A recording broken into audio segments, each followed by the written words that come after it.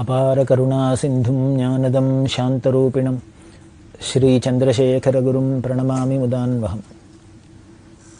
காஞ்சி மகாபரிவா 1967 வருஷம் மகாசிவராத்திரிக்காக ஸ்ரீசைலம்ங்கிற மகாக்ஷேத்திரத்துக்கு போனால் அந்த ஸ்ரீசைலத்தில் சிவராத்திரி தரிசனம் பண்ணிண்டா.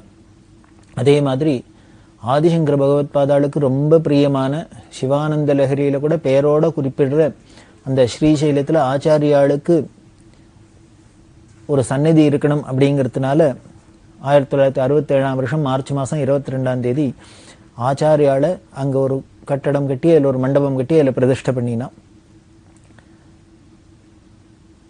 இப்படி சிவராத்திரி தரிசனத்துக்கு பேருந்தா ஆச்சாரிய பிரதிஷ்டை பண்ணா அப்படின்லாம் சொன்னோம். அதில் பல அபூர்வமான நிகழ்ச்சிகளை பற்றி நடந்திருக்கு. அங்கே பெரியவா காலத்தில் மடத்தில் கேஷியரா, அதாவது கஜான்ஜி அப்படின்பா, அந்த கேஷியரா கஜான்ஜியா இருந்தவர் ராமச்சந்திரையர் அப்படிங்கிற ஒரு பக்தர்.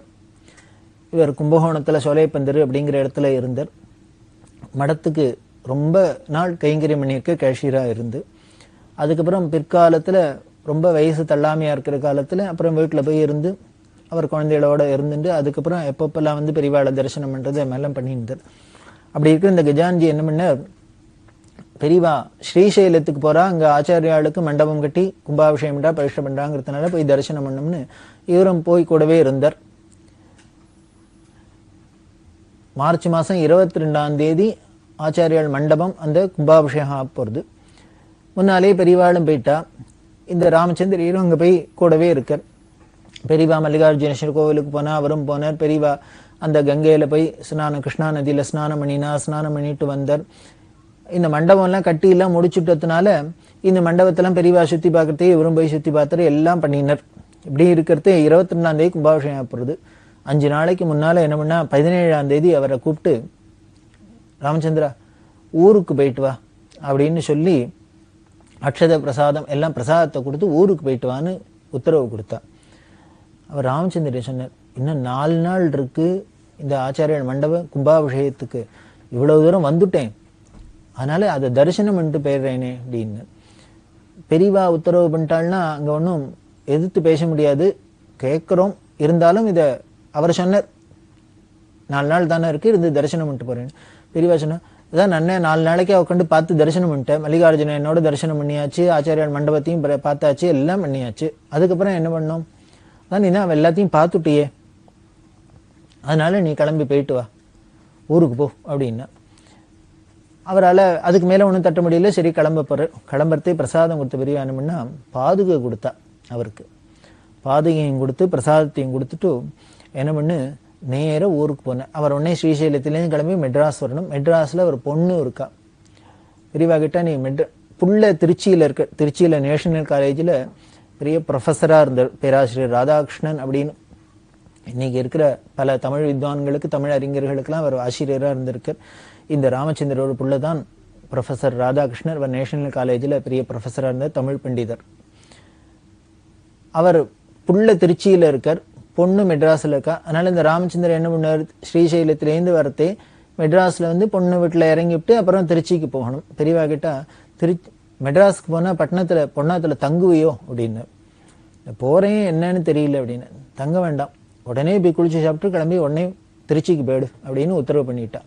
அதாவது பெரியவா என்ன பண்ணா, 4 நாளைக்கு கும்பாபிஷேகம் 4 நாள் முன்னால அவருக்கு பிரசாதம் கொடுத்து ராமச்சந்திரர் ஊருக்கு போகணும்னு சொன்னா, அப்படி ஊருக்கு போகணும்னு சொல்லி பிரசாதம் கொடுத்த பெரியவா என்ன பண்ணா, வழியில பொண்ணு வீட்டில் தங்கிடாத நிறைய நாள் உடனே கிளம்பி புள்ளையிட்ட போயிடு, திருச்சிக்கு போயிடு அப்படின்னு உத்தரவு. காரணம் என்ன புரிய போறது, இனிமேதான் தெரிய போறது. இப்படி உடனே கிளம்பி வந்தவர் நேர பொண்ணு வீட்டுக்கு வந்தார். குளிச்சு சாப்பிட்டுட்டு உடனே ஊருக்கு கிளம்புறேன் அப்படின்னா பொண்ணு சொன்னா, என்னப்பா வந்திருக்கேள், 2 நாள் இருந்துட்டு போகக்கூடாது. இல்லை பெரியவா உத்தரவு, தங்கிடாத நேர திருச்சிக்கு போயிடு, பிள்ளையாத்துக்கு போயிடுன்னு சொல்லிக்கா, அதனால அங்கே போறேன்னு.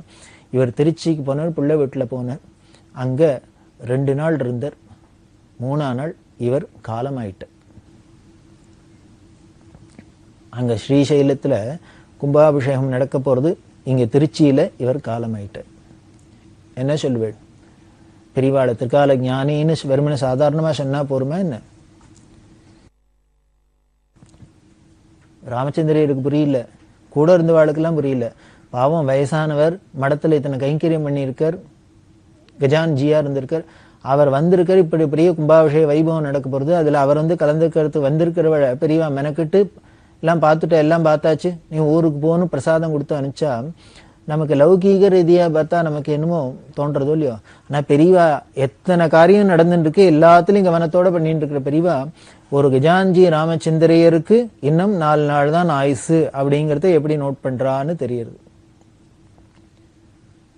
அப்படி பண்றதுனாலதான், திரிகால ஞானியா இருக்கிறதுனாலதான் உடனே பிரசாதத்தை குடிச்சு ஊருக்கு போக முடியுமா சொல்லி அந்த ஊரையும் பொண்ணு வீட்டுல இருக்காத நேர புள்ள வீட்டுக்கு போயிடு அப்படின்னு சொல்ற அப்படின்னு சாஸ்திரம் சொல்றது. காசியில பிராணம் போச்சுன்னா மோட்சம், அருணாச்சலம் அப்படின்னு அந்த ஸ்மரணையோடய அந்த போற காலத்துல அருணாச்சல ஸ்மரண திருவண்ணாமலை ஸ்மரணம் வந்ததுன்னா மோட்சம். இல்ல அந்த சமயத்துல பார்த்து நடராஜாவை தரிசனம் பண்ணிட்டு சிதம்பரம் தரிசனத்தை பண்ணிட்டு அப்படியே பிராணம் விட்டோம்னா மோட்சம். இப்படி இதெல்லாம் கிடைச்சா மோட்சம். அப்படி எல்லாம் இல்லைன்னா என்ன பண்ண முடியும்? அதுவா புத்திர சந்நிதோ அப்படிங்கிற அப்படி இதெல்லாம் இல்லைன்னா புள்ளையோட மடியில புள்ளையோட உட்காந்துன்னு பிள்ளைக்கு சன்னதியில அவனுக்கு எய்த்தாப்புல பிராணனை வெட்டினா உனக்கு மோட்சம் அப்படின்னே சொல்றது சாஸ்திரம். இந்த சாஸ்திர வார்த்தைக்காக தான் போல இருக்கு பெரியவா பொண்ணு வீட்டுல தங்கிடாத நேர உடனே புள்ளையிட்ட போ அப்படின்னு உத்தரவு பண்ணியிருக்கா. அப்படின்னா எப்படி தெரியறது பாருங்க பெரியவாளோட அந்த திரிகால ஞானி அவ சர்வேஸ்வரன் அப்படிங்கிறதுக்கு. இத்தனை காரியங்களுக்கு நடுப்பரியும் ராமச்சந்திரருக்கு இப்படி ஒண்ணு வந்துட்டு இருக்குங்கிறது தெரியுது. அதுதான் பெரியவாள்கிட்ட.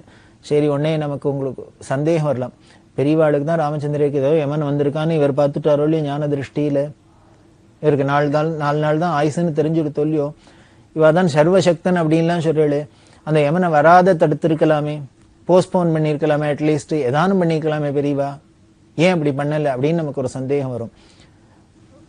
அப்படி பண்ணாதனாலதான் அவ ஈஸ்வரன்.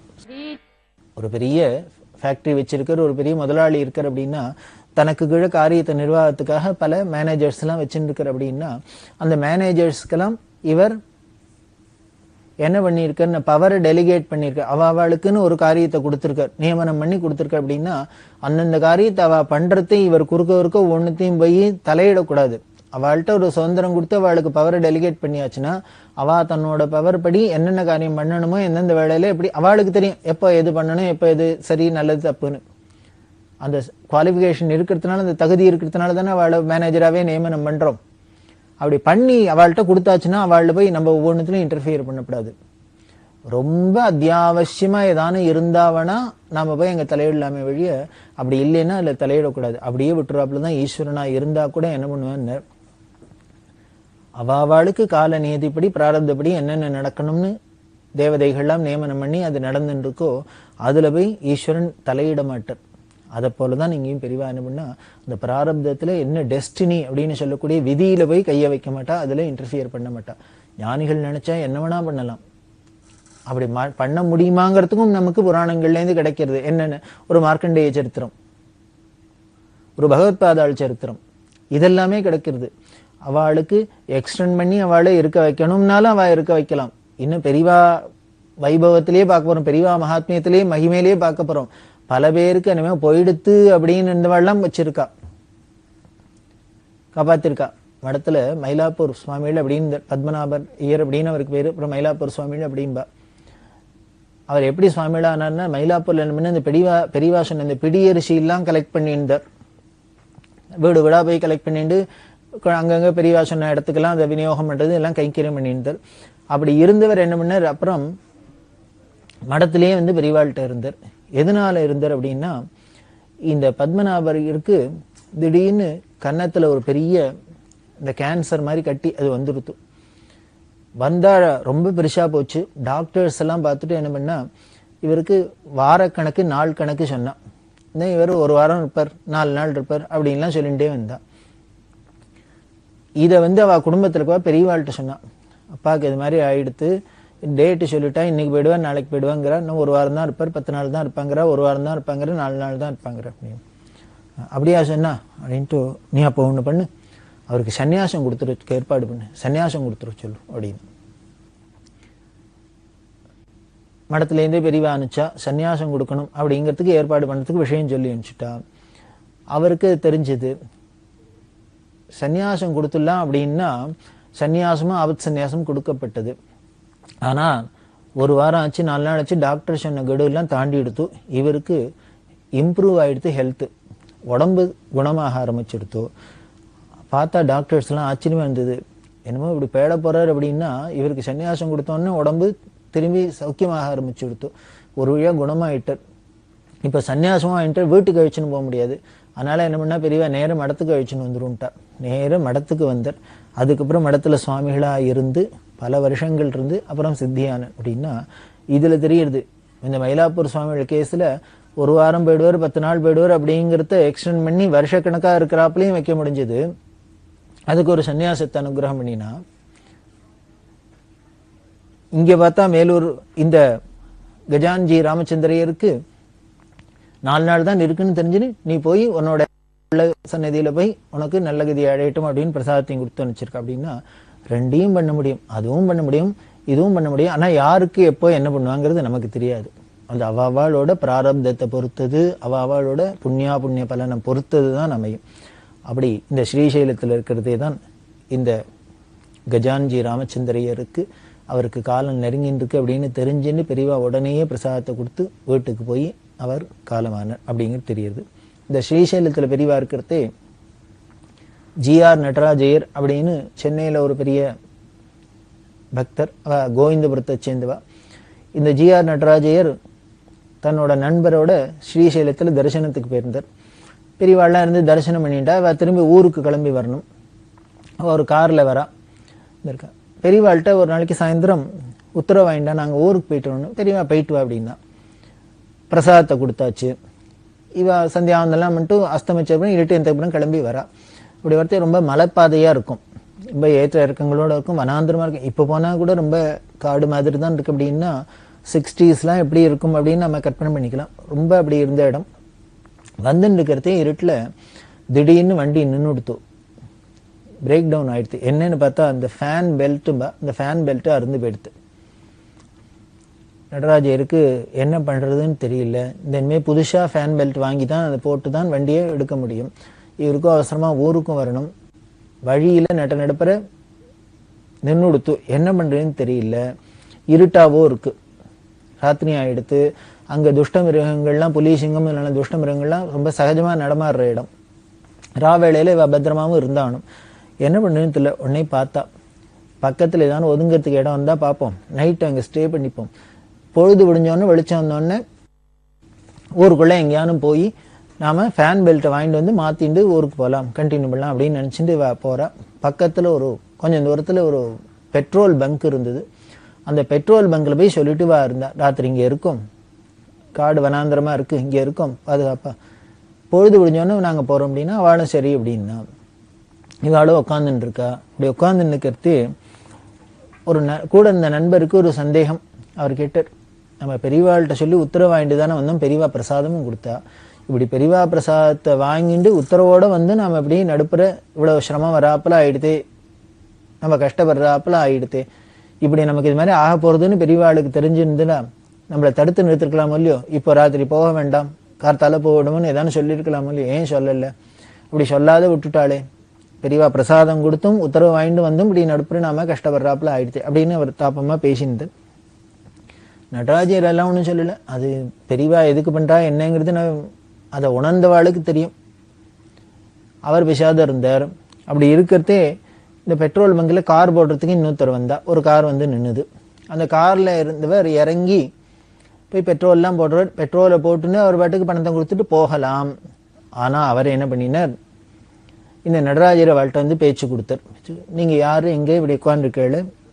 ஏன்னா ஒன்றும் அதிகமாக கூட்டம் இல்லாத ஜனசந்தடி இல்லாத இடத்துல யாரான்னு இருந்தாக்க நம்மளே அறியாத பேசுவோம். கேட்டால் நடராஜர் தன்னோட விஷயத்தை சொன்ன, நான் இங்கே போய் ஸ்ரீசைலத்துக்கு போய்ட்டுறோம், பெரியவாளை தரிசனம் பண்ணிட்டு வரோம், வர வழியில் என் ஃபேன் எங்கள் வண்டி ரிப்பேர் ஆகிடுத்து, அதனால் கண்டினியூ பண்ண முடியல ட்ராவலாக, இங்கே உட்காந்துன்னு இருக்கோம், பொழுது விடிட்டுன்னு காத்துன்னு இருக்கோம். அவர்கிட்ட என்ன உங்கள் வண்டியில் ப்ராப்ளம் அப்படின்னு. வேற ஒன்றும் பெருசாக ஒன்றும் இல்லை, ஃபேன் பெல்ட் அறுந்து போயிடுத்து, அதனால் என்னால் கண்டினியூ பண்ண முடியல, கடைக்கு போய் தான் ஃபேன் பெல்ட் வாங்கணும். உடனே வந்தவர் அவர் சிரிச்சுட்டே சொன்னேன், கவலைப்படாதீங்க, ஈஸ்வர அனுகிரகம், நான் எங்கே போனாலும் வெளியில் பொறுத்தே சில விஷயங்கள்லாம் ஸ்பேர் பார்ட்ஸ் எடுத்துன்னு போவேன் கையோட. இது மாதிரி எதானே எமர்ஜென்சி ஆகிடுச்சுன்னா இருக்கட்டும்ங்கிறதுக்காக தற்காப்புக்கு. அப்படி எடுத்துன்னு வந்தாலே என்னோட ஃபேன் பெல்ட் இருக்கு ஸ்பேர், அதை உங்களுக்கு கொடுக்குறேன், நீங்க போட்டுங்கோ, நீங்க ஊருக்கு போகலாம், கண்டினியூ பண்ணலாம் அப்படின்னு. இப்ப நடராஜருக்கும் அவன் நண்பர்களும் ஆச்சரியமா வந்து, யாரோ அசரீரி மாதிரி நடு வழியில கும்பிட போன தெய்வம் மாதிரி எத்தாப்புல வந்து அவராவே பேச்சு கொடுத்தவரை ஏதோ ஆஹா அப்படியா அப்படி ஆயிடுத்தான்னு உடனே அவரும் நம்மளுக்கு சேர்ந்துட்டு ஒரு அனுதாபத்தை தெரிவிச்சுட்டு போகாத, அவர் கையில ஏதோ எக்ஸ்ட்ராவா ஸ்பேர் இருக்கு, அதை தரேன், நீங்க போகலாம், உங்களுக்கு உபயோகமா இருக்கும்னு சொல்றாருன்னு ஆச்சரியமா இருந்தது. பாருங்க, இதெல்லாம் ஒரு ஒரு வனாந்தரத்துல நடுக்காட்டுல நடக்கிறது அப்படின்னா எங்கேருந்து எப்படி நடக்க முடியும்? அந்த ஈஸ்வர அனுகிரகம் இல்லைன்னா, பெரியவா அனுகிரகம் இல்லைன்னா. சொன்னா இவளுக்கு ஆச்சரியமா இருந்தது. ஆனா அதுல ஒரு சிக்கல் என்னன்னா, அந்த வந்திருக்கிற ஃபியட் கார்ல வந்திருக்கார், அவர் அவரோட வண்டிக்கு தான் ஸ்பேர்லாம் எடுத்துன்னு வரதா சொல்லியிருக்கார். அதனால நடராஜர் சொன்னார், நீங்க ஒத்தாசை பண்ணேன்னு சொல்றது கேட்கறதுக்கு நன்னா இருக்கு, சந்தோஷமா இருக்கு, ரொம்ப நன்றி. ஆனா உங்களோட வண்டியோ ஃபியட் வண்டி என்னோடது அம்பாசடர் வண்டி, அதனால உங்களோட ஃபேன் பெல்ட் என்னோட வண்டிக்கு சூட் ஆகாது, நீங்க கொடுத்தா கூட நான் அதை உபயோகப்படுத்த முடியாத இருக்கு, நான் என்ன பண்ணுவேன் அப்படின்னு. அதுக்கு அந்த ஃபியட்காரர் சொன்னார் சிரிச்சுட்டே, இல்லை இல்லை அதுவும் ஈஸ்வர அனுகிரகம், என்னோட வண்டி ஃபியட் தான், ஆனா என்கிட்ட ஸ்பேர் இருக்கிறது அம்பாசடர் பெல்ட்ன்னு. இவளுக்கு ஷாக்கா இருந்தது, என்ன அது ஃபியட் வண்டிக்காரர் ரொம்ப இவ்வளவு ஜாகிரதையா இருக்கிறவர், ஸ்பேரை தூக்கின்னு வருவேங்கிறவர், எப்படி அவர்கிட்ட மட்டும் அம்பாசடர் வந்து அப்படின்னா அவர் கதையை சொன்னார். நேற்றுக்கு நாங்கள் இங்கே வரத்துக்கு முன்னால என்னோட டிரைவர்கிட்ட சொல்லி இந்த மாதிரி ஸ்பேர் பார்ட்ஸ் எல்லாம் கடையிலேருந்து வாங்கிட்டு வர சொன்னேன். அப்படி கடையில் போய் அவர் வாங்குறதே அந்த இவர் ஃபேன் பெல்ட்னு கேட்டிருக்காரு போல இருக்கு அந்த டிரைவர், அந்த கடைக்காரன் என்ன பண்ணிக்க எடுத்து கொடுத்துருக்கு, கொடுக்கறதே என்ன ஆயிடுதுன்னா அம்பாசடர் பெல்ட்டா வந்துருத்தது. அதை இந்த டிரைவரும் கவனிக்கல போல இருக்கு, வாங்கிட்டு வீட்டுக்கு வந்தா அந்த எஜமானர் பார்த்தார், என்ன அது அம்பாசடர் பெல்ட்டை வாங்கிட்டு வந்திருக்க அப்படின்னு அவர் சொன்னா, ஆஹா நான் கவனிக்கல சார், வேணா கொடுங்க நான் போய் மாத்தின்னு வரேன் அப்படின்னா, அந்த எஜமானருக்கு என்ன தோணித்தது இல்லை, அதெல்லாம் வேண்டாம் விடு, இனிமே திருப்பி போய் கடையில போய் மாத்திட்டு கிடக்கட்டும் அப்படியே, அப்புறம் வந்து பாத்துக்கலாம் அப்படின்னு விட்டு. சரி, அங்க வீட்லயே தெரிஞ்சுட்டு வாங்கிட்டு வந்த அந்த ஃபேன் பெல்ட் இவா வண்டிக்கு சூட் ஆகாது, ஃபியட் பெல்ட் இல்ல அம்பாசடர் பெல்ட்னு, அப்ப அதை வீட்லயே வச்சுட்டு வந்திருக்க வேண்டியதானே, அதையும் வைக்கல, அதையும் தூக்கி வண்டியில வச்சுன்னு வந்தா எதுக்குன்னு. இங்க ஒரு அம்பாசடர் பெல்ட் இருந்து ஒரு பெரியவா பக்தர் குரு கைங்கரு சிகாமணி ஒண்ணு நின்று இருக்க வழியில இதுக்கு ஒத்தாசை பண்ணணுங்கிறதுக்காக போல இருக்கு. இந்த கதையை சொன்னார், என்னோட பெல்ட் இல்லைன்னாலும் நான் எடுத்துன்னு வந்துட்டேன், அது இப்படி உங்களுக்காக தானே இப்பதான் தெரியறது அப்படின்னு சொல்லிட்டு அந்த கொடுத்தா இவாளுக்கு ஒரே அப்படியே ஷாக்குன்னா ஆச்சரியமா இருந்தது. நேத்திக்கு முத நாளே போய் கடைக்காரங்கையில உட்காந்துட்டு ஃபேன் பெல்ட் மாத்தி வச்சுட்டாளே, இவாளுக்கு இன்னைக்கு ஃபேன் பெல்ட் அருந்து இடர் வட போறதுங்கிறதுனால தான் முந்திண்டு முன்னாலேயே ஃபேன் பெல்ட்டை அங்கேயே அனுகிரகம் பண்ணியாச்சு. அனுகிரகம் பண்ணினது கடைக்காரங்கையில உட்காந்து மாத்தினத்தோட இல்ல, அவர் வண்டியிலையும் தூக்கி போட்டுன்னு எடுத்துன்னு வராப்பிலையும் பண்ணிட்டு இருக்கா, அவ இதோ வந்துட்டே இருக்கா. அப்படிங்கிறதுனாலதான் பெரியவா என்ன பண்ணினான்னு பிரசாதத்தை கொடுத்து போயிட்டு ஆட்சியம் அப்படி. இதான் மகான்களோட வாக்கு, அவ பிரசாத விசேஷம். அங்க போய் நாம இடத்துக்கு போய் பெரியவா கையால ஒரு பிரசாதத்தை கொடுக்கறா அப்படின்னா, அவ அனுகிரகம் பண்ணிட்டான்னா, அந்த கடாட்சம் பற்றுத்துன்னா, அதுக்கப்புறம் எந்த ஒரு இடைஞ்சலா இருந்தாலும் நமக்கு இடைஞ்சல் வரலாம், வந்தா கூட அது இப்படிதான் மலை போல வருது. இப்படி பிரசாத விசேஷம், அவளோட அனுகிரக விசேஷம், கடாட்ச விசேஷம். அப்படி இந்த நடராஜருக்கு நடந்தது. அதுவும் இந்த ஸ்ரீசைலத்துல நடராஜர் ஃபேமிலியில சொல்லுவா, ஸ்ரீசைலம் அப்படின்னாலே பெரியவா, ஸ்ரீசைலம் அப்படின்னாலே மறக்க முடியாத இருக்கு. இப்படி எல்லாம் ஒரு அதிசயம் நடக்கிறது. அந்த ஸ்ரீசைலத்துல பெரியவா இருக்கிறதே பல நாள் அங்க இருந்தா. அதுல பெரியவா ஸ்ரீசைலத்துக்குள்ள போறதே அங்க ஒரு ஆதிவாசிகள், ட்ரைபல்ஸ் அப்படின்னு சொல்லக்கூடிய, செஞ்சூஸ் அப்படின்னு சொல்லுவா, செஞ்சுக்கள் அப்படின்னு. அந்த ஆதிவாசிகள்லாம் வந்து முதல்ல அவ காட்டுவாசிகளா இருந்ததுனால இது மாதிரி ஒரு பெரிய கூட்டத்தோடலாம் போனா அவளுக்கு பயமா இருக்கும். என்னைக்குமே பார்க்கறதுக்கு ரொம்ப முரடு மாதிரி இருக்கிறவெல்லாம் உள்ளுக்குள்ள ரொம்ப சாஃப்டா இருப்பா. பார்த்தாதான் அவளை பார்த்தா நமக்கு என்னமோ பயமா இருக்கும் அந்த பர்சனாலிட்டியை பார்த்தா. ஆனா பார்த்தா அவளோட பழகி பார்த்தோம்னா அவளோட குணாதிசயங்களும் அவளோட அந்த மென்மையும் நமக்கு ரொம்ப அதிசயமா இருக்கிறாப்புல இருக்கும். அது மாதிரிதான் இந்த செஞ்சூஸும் இருந்திருக்கா. ஆதிவாசிகளா இருக்கா, கையில என்னமோ சூழங்கெல்லாம் எல்லாத்தையும் வச்சுட்டு ஈட்டி எம்புன்னு வச்சுன்னு அப்படி எல்லாம் இருக்கா. அப்படி இருந்தவா இவாளை பார்த்துட்டு பயந்துன்னு முதல்ல உள்ள விட மாட்டேன்னா, அப்புறம் பெரியவாளை பார்த்ததுக்கு அப்புறம் மடத்துல வந்து எல்லாரும் வழியில காவ காக்குறது முதலான கைங்கரியெல்லாம் பண்ண ஆரம்பிச்சுட்டா. ஏன்னா காட்டு மிருகங்கள்லாம் நடந்துட்டு இருக்கு, ராத்திரியில எல்லாரும் படுத்துன்னு தூங்கிட்டு இருக்கா, யானை இருக்கு, பசுமாடு இருக்கு, அது இருக்கு, இது இருக்கு, எல்லாம் இருக்கிறதுனால இந்த செஞ்சூஸ்லாம் வந்து பாரா மாதிரி சுத்தீவிர இருந்துன்னு காவல்லாம் காத்திருக்கா, அப்படி கைங்கெல்லாம் பண்ணியிருந்தா. பெரியவா ஸ்ரீசைலத்தை விட்டு வரப்போறா. இந்த விஷயம் இந்த செஞ்சூஸ்க்கு தெரிஞ்சது. தெரிஞ்சோன்னா அந்த தலைவர், எல்லாருக்கும் ஒரு தலைவர் இருப்ப இல்லையா, இந்த செஞ்சூஸ் தலைவர் வந்து மடத்து மேனேஜர்கிட்ட சொன்னார் ஒரு விஷயம். என்ன சொன்னார் அப்படின்னார், நாளைக்கு நாங்கள்லாம் வந்து எங்க ஜனங்கள் எல்லாரும் பெரியவாளை தரிசனம் பண்ணோம், பெரியவா எங்களுக்கு பிரத்யேகமா தனியா தரிசனம் கொடுக்கணும், பெரியவா அனுகிரகம் பண்ணணும் அப்படிலாம் ஆசைப்பட்டா. ஆஹா அப்படின்னு பெரியவாள்கிட்ட போய் சொன்னா, ரொம்ப கைங்கரியம் பண்ணியிருக்காடா, எல்லாருக்கும் அவளுக்கு தான் முதல்ல பண்ணும் அப்படின்ட்டு நாளை காலத்தால வர சொல்லு அப்படின்னா.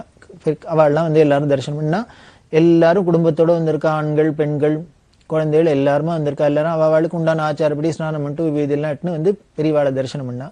ஒவ்வொருத்தரையும் பெரியவா கேட்டு விசாரிச்சு, அவளுக்கெல்லாம் குச்சலம் விசாரிச்சு எல்லாம் பண்ணி ஒவ்வொருத்தரோடையும் பேசி அவளுக்கு பிரசாதம் எல்லாம் கொடுத்து வஸ்திரங்கள் எல்லாம் கொடுத்து அனுகிரகம் பண்ணிட்டு திருப்தியா எல்லாருக்கும் நான் என்னோட காரியத்தை பார்க்க போகலாமா அப்படின்னு அவள்லாம் சொன்னா, ரொம்ப திருப்தி, ரொம்ப சந்தோஷம், எங்களோட மல்லிகார்ஜுன சுவாமியே இங்க வந்திருக்கார் பெரியவா வடிவத்தில் அப்படின்னு. ஏன்னா அந்த செஞ்சூஸ்கெல்லாம் என்னன்னார், அந்த ஸ்ரீசைலத்தில் இருக்க மல்லிகார்ஜுனருக்கு பேரு செஞ்சு மல்லையான்னு ஒரு பேர் உண்டு. அந்த ஸ்தல புராணத்துல சொல்றது, இந்த செஞ்சுக்கள் குலத்துல, இந்த ஆதிவாசி குலத்துல வந்த ஒரு பெண் பரம பக்த, எப்படி நமக்கு இங்க ஆண்டாள்னு பக்தியை கழிவுபடுறோமோ அது மாதிரி அந்த செஞ்சு ட்ரைபல் ஸ்திரீ பக்தியா இருந்து தான் கல்யாணம் பண்ணினா அந்த மல்லிகார்ஜுனர் தான் கல்யாணம் பண்ணிப்பேன் அப்படின்னு தபஸ் இருந்து மல்லிகார்ஜுனர் கல்யாணம் பண்ணினதுனாலே அவருக்கு செஞ்சு மல்லையா அப்படின்னு பேரு அப்படின்னே இந்த ஸ்தல புராணங்கள்லாம் சொல்றது.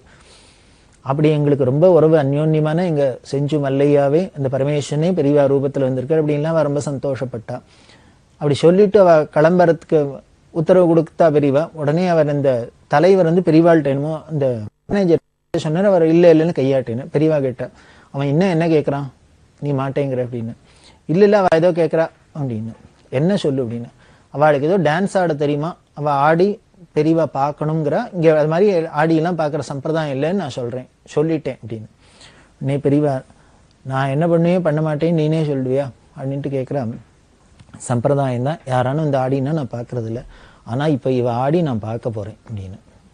ஏன்னா அவளோட பக்தி பாவம் அப்படி இருக்கு, அவ சந்தோஷம் படட்டும், ஆடட்டும் அப்படின்னு. எல்லாருக்கும் ஆச்சரியம். பெரிய பெரிய நடன சிகாமணிகள்லாம் இந்த ஆடுறத பார்க்காத பெரியவா, ஒரு வஸ்திரம் கூட சரியா கட்டிக்க தெரியாது ஒரு ஆதிவாசிகள் ஆடுறேங்கிற, அதையும் பார்க்குறீங்கிறாளே, சந்தோஷம். அதான் பக்தி. பக்திஸ்ய வசகோ பிரம்மா அப்படின்னு ஈஸ்வரன் பக்திக்கு தான் வசப்படுற. அவள்லாம் எல்லாருமே ஆடினா ஒரே ஒன்றும் புரியல, இன்னும் காரையும் கித்துன்னு அப்படி இப்படி சுத்தி அத்தனை பேர் பெரியவா. அலி என்ன சொன்னா, அப்ப கூட தர்மஸ்வரூபம் பக்திக்கு கட்டுப்படும் அனுகிரகம்னா உடனே என்ன சொன்னா, வயசு இந்த ஸ்திரீகள்லாம் ஆடப்படாதுன்னு சொல்லு, குழந்தைகள் ஆடலாம் புருஷாலாம் ஆடலாம்னு சொல்லணும். எல்லாரும் ஆடி முடிச்ச உடனே பெரியவா கிட்ட இப்ப சந்தோஷமா, பரம சந்தோஷம். சரி, இவா எனக்கு முன்னால இப்ப என்ன ஆடினான்னு கேளு, இதுக்கு ஏதாவது வெரைட்டி உண்டா, என்ன ஆடினான்னு கேளுங்க. மேனேஜர் கிட்ட அவ சொன்னா, எங்களோட ஆமா எங்களுக்கு உண்டு, கல்யாணத்துல ஆடுறது, இந்த ஃபங்க்ஷனுக்கு அக்கேஷனுக்கு ஏத்தாப்புல ஆட்டங்கள்லாம் உண்டு. இப்போ நாங்க ஆடினது எங்களோட நெருங்கின உறவுகாரா வந்தா அந்த சந்தோஷத்துல என்ன ஆடுவோமோ அதை ஆடினோம்னு. இதை கேட்டவாளுக்கெல்லாம் அப்படியே கண்ணால தாரதாரையா தண்ணி வந்து. ஒரு ஆதிவாசிகள் அவளுக்கு படிப்பறிவு இல்லை, ஒண்ணும் இல்லை. அவ சொல்றா, பெரியவாளை இப்பதான் பாக்குறா, பார்த்தோன்னா அவ மனசுல என்ன பாவம் வந்ததுன்னு, நம்மளோட நெருங்கின உறவுகாரர் அப்படின்னு வருதுன்னா, மனிதநேயம் அன்பு அப்படிங்கிறதுலாம் இதுக்கு மேலேயே வெளிப்படுத்த முடியும், உலகத்தில் வெளிப்படும். அப்படி ஆதிவாசிகள் செஞ்சுக்களுக்கும் ஒரு உறவுகாரராக இருந்தவர் தான் நமது காஞ்சி மகா பெரியவான்னு சொல்லி, அப்பேற்பட்ட அந்த பக்தவத்சனோட பெருமையை நாம தொடர்ந்து அனுபவிக்கலாம்.